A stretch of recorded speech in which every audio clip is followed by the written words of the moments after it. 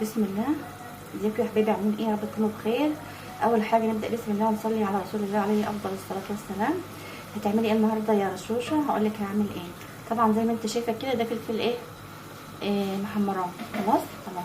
طب هتعملي ايه تاني؟ طب وفي هنا توم. طب ايه السر بقى؟ التوم الكميه الكبيره دي هقول لك ايه السر. تعالي معايا.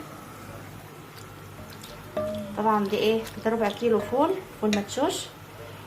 نقعته شويه، هو ساعتين او ساعه مش فارقه، او ممكن حتى ما تنقعهوش خالص، لان هو مجرد ما تحطيه على النار بيستوي بسرعه.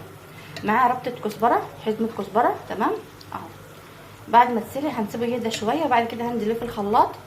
يعني هطحنه، وبعد كده هحطه على النار من جديد ياخد غلوه مع شويه ملح مع شويه توابل، وبعد كده هحمر الايه، التومه دي. خليكي معايا خطوه بخطوه. طبعا نزلت بقى في الخلاط اهو. بسم الله.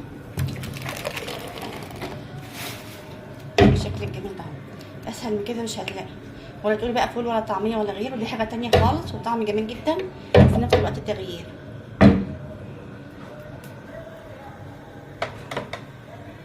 طبعا دي الكميه الصغيره جدا، لان هنحط منها توابل ان شاء الله على ايه، على التوم وهي بتتحمر. بسم الله.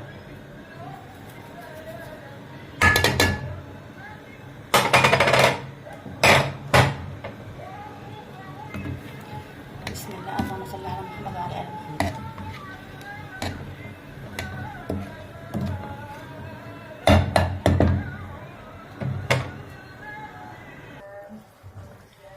طبعا كده خلاص خدت الايه، السوا كان فيه الكفايه. بسم الله ما شاء الله جميله خالص اهو. طب هتعملي ايه بعد كده بقى؟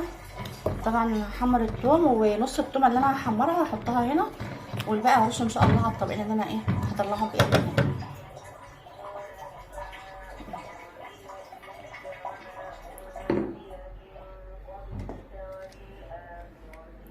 طبعا دي التومه هي لسه غاليه. بسم الله.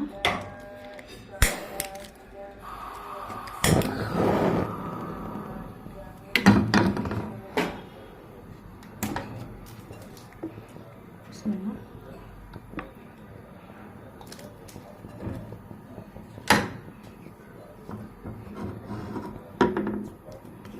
بس كده خلاص، هي كده انتهت خلاص كل الحكايه اللي انا هحمر دي، وهرش بقى ايه وانزل بيها على وش الاطباق وكده. الف هنا وشفا.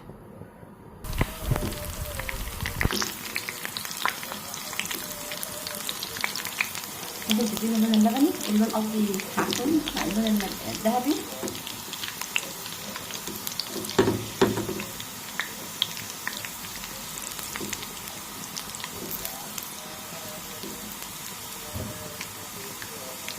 بسم الله. ننزل بقى ايه بشويه التوابل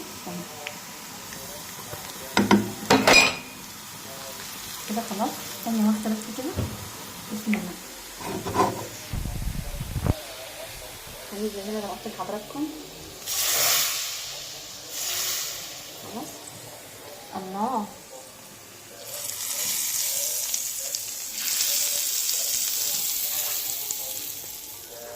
بجد بسم الله ما شاء الله، مش بتقول على ريحتها حاجه كده. بسم الله ما شاء الله جميله خالص. الف هنا وشفا. طبعا اهم شيء انك تكوني راضيه، دي احسن من كل حاجه. بسم الله. ايه رايكم؟ بجد حاجه جميله، وفي نفس الوقت كمان تغيير. زهقنا كل يوم فول وطعميه، وبرضك نفس الحكايه بالليل فول وطعميه، فكده بسم الله ما شاء الله جميله خالص. والف هنا وشفا.